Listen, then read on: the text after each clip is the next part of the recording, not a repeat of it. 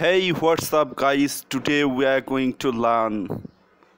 Uh, uh, we are going to learn the use of a. Here you see a এর strong উচ্চারণ যেটা সেটা হচ্ছে এই, তবে শর্ট উচ্চারণ কি হবে? আহ আহ এইরকম ভেরি মানে অস্পষ্ট হবে, খুব অস্পষ্ট।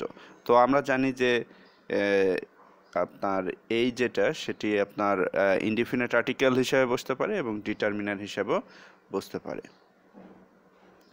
এবার আপনি এর 1 নম্বর ব্যবহারটি দেখুন, আমরা উদাহরণ থেকে বোঝার চেষ্টা করি।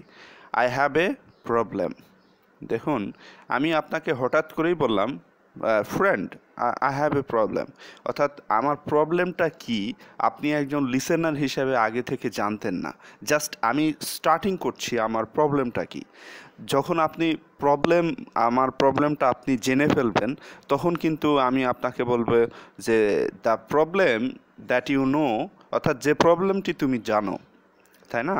অর্থাৎ আপনার জানার পরে আমি দিয়ে দিলাম, তো দি তখন নির্দিষ্ট করে দিল। So guys, already you have understood a lot.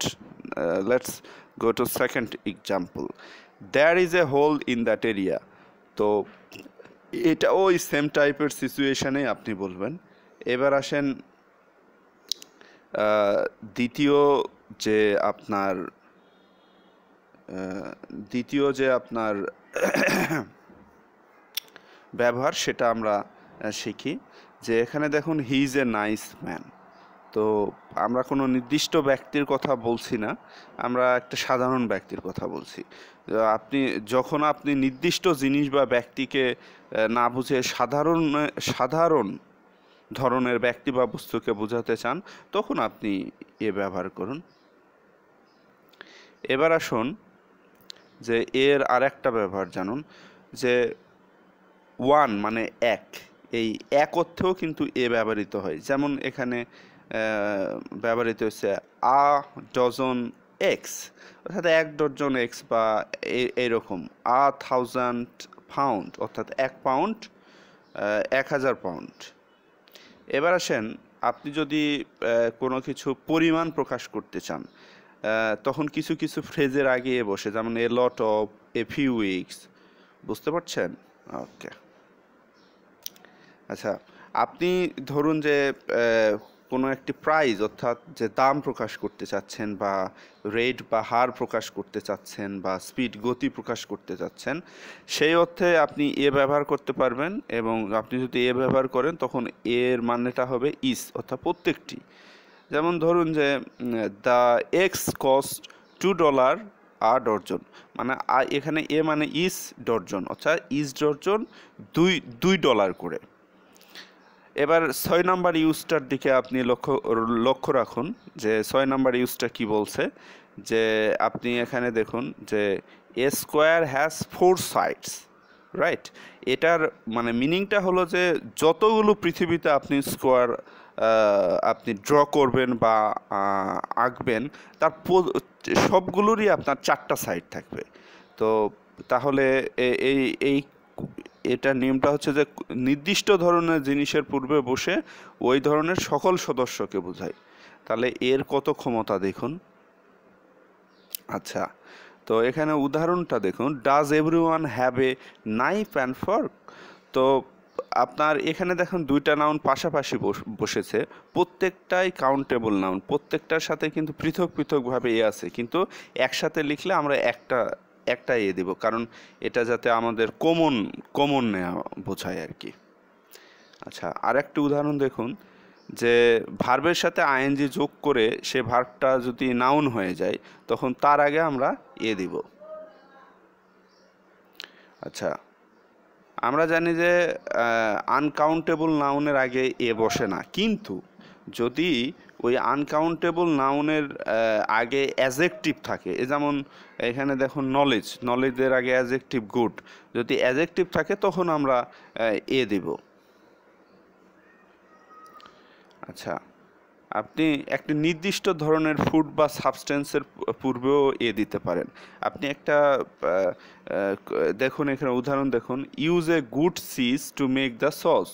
Sauce use করতে একটি নির্দিষ্ট ধরনের মানে গুড, আমি আগেই বলেছি যে আনকাউন্টেবল নাউনের আগে অ্যাডজেক্টিভ দিলে একটা আপনি আর্টিকেল হিসাবে দিতে পারেন, একটা নির্দিষ্ট ধরনের সাবস্টেন্স আপনি এখানে ইউজ করছেন। এবার আসেন যে আপনি ধরেন 1 কাপ কফি বা টি খাবেন, সেই ক্ষেত্রে এই ড্রিঙ্ক বা কফির পূর্বে আপনি দিবেন। আচ্ছা, আপনি ধরেন যে একটা ব্যক্তির নাম মানে আপনার ব্যক্তি এমন একটা ব্যক্তির নাম আছে, এইভাবে বোঝাই যে মিস্টার এক্স নামে একটা ব্যক্তি আছে